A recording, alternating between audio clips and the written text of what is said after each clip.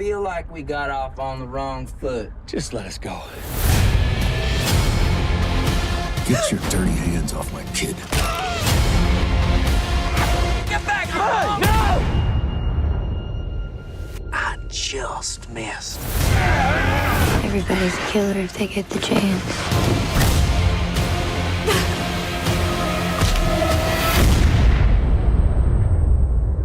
I want to know why us.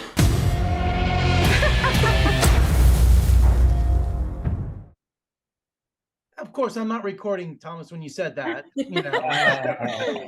What a great background. Oh my Oh, goodness. thank you. Thank you. Thomas, so cool. great to talk to you again. You know, Hey. I'm still riding high on Troppo, man. I mean, it's one of my favorite things this year. When I think of that show, I think of you. So Right on. you're Thanks just a for helping spread the word. big, Terrific. oh, absolutely. You're a busy guy this year, man. You got all this stuff going on, don't you? With a lot of gratitude. Yeah. A lot Yes, of gratitude. absolutely. Well, congratulations on Dig. What a thriller. I mean, I enjoyed it immensely. You guys were just fantastic in it. And your character, Thomas, you know, being a hothead, you know, it cost him his wife's life and his daughter's hearing. He has tremendous regret and guilt, doesn't he?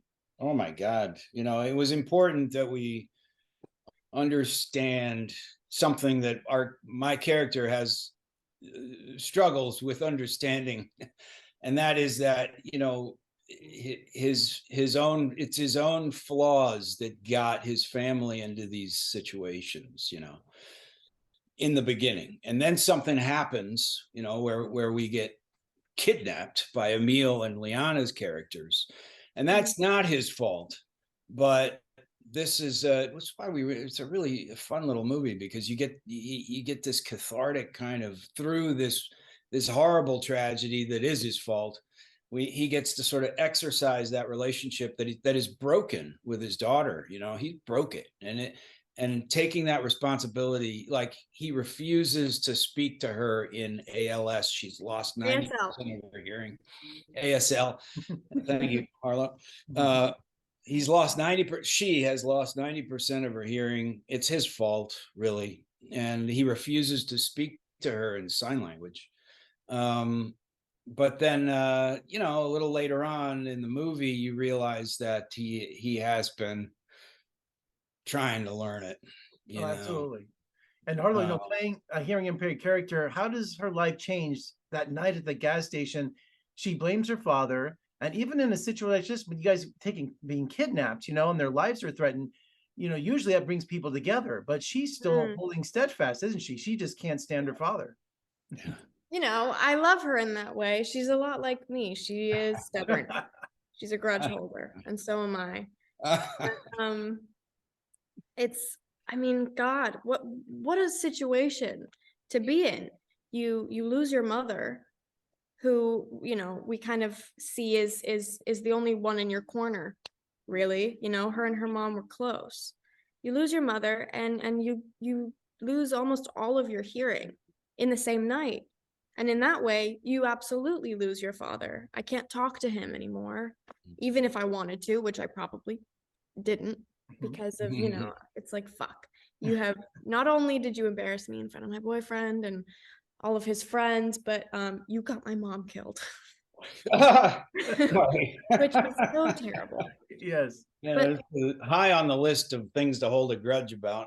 Right? I mean, come on.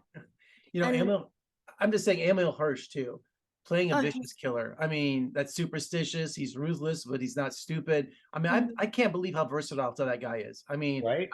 The last couple of films he did, this is about as far away from those characters that you can get. And, you know, and he's always making pop culture references, Run, Forrest, Run, and things like that. Now, my question is he the kind of actor that stayed in character once the camera stopped, or did he become Emil again? Yeah, there's a little combination. There's a part of I think he's at a halfway place. You know, he's staying in it enough that he can slip right back in, and also, you know, staying in it in the way that he can give an idea on the fly about his character or the scene, but he's still Emil, and Emil is a gift for an actor. Yeah, because he's truly vicious. Great to have around, and great for Harlow as a young actor to be able to watch different styles of really strong actors, how they work, how they approach things, how much they'll stay in character or not, and how everybody kind of has to build their own toolbox, you know, as an artist doing any kind of doing any endeavor. You borrow from people that you resonate with and build your own toolbox. So it was a really great gift to have Emil around for this one. Totally. And Thomas, was this something you always have been looking for, to do something with Harlow? Because I saw Renegade at the beginning of the movie, you know, so I thought, so have you been searching for a project to work with her on? You know, the truth is that I have, because Oh, I recognized that this kid was an artist. And, you know, not only would that be super fun for me, but also I got the pleasure of watching, you know, not hands off, you know, but being able to kind of help sculpt a little bit of the experiences, the early experiences that that Harlow would have. Because I do recognize that she's a real artist, that's something that you're born with. It's not something that you can learn. You know, all actors who can do it are naturals, and then they all pick up different skills along the way. So recognizing that, I wanted to honor it. mm-hmm. And Harlow, that's a whole new meaning to going to work with your dad day, isn't it? Trust me. I mean, we would wake up every day pretty much about the same time, feed our cat, we had like conjoining hotel rooms, so we'd feed the cat and move along to work. And I think, I mean, I don't know, I was nervous. I wasn't sure if I would enjoy it, but I actually found that it was so wonderful and so great to watch him and learn from him and explore our relationship in a different way, you know? And how impossible it is for you in this role, playing a hearing impaired character, that Yeah. Thomas, she's conveying everything through her hands or through her face. She's not speaking. So, I mean, talk about, I mean, a challenge for an actress. I mean, I was like, oh my God, because everything you had to do had to be conveyed, you know, through your face. Yeah. It was That's just, right. it was, It's a lot hard. It's a challenge to any actor, you know. So as I Yeah. said, we throw her into the deep end because it's not an easy role to pull off. no, absolutely not. But she Absolutely. did. I She knew did. Thank So, you. yeah.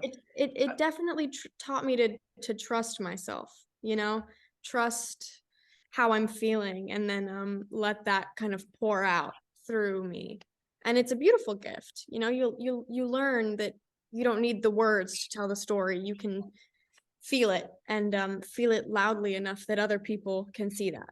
Well, it was an emotional roller coaster, I'll tell you that, for me. So, but I mean, the Thank sense of isolation, being in the middle of nowhere, and just, I mean, there was great elements to this movie. So both of you did a great job, and congratulations, and best of luck with the film. Let's talk again soon. It's Thank very you. cool. Thank you, pal. Thanks, Jeff. Much.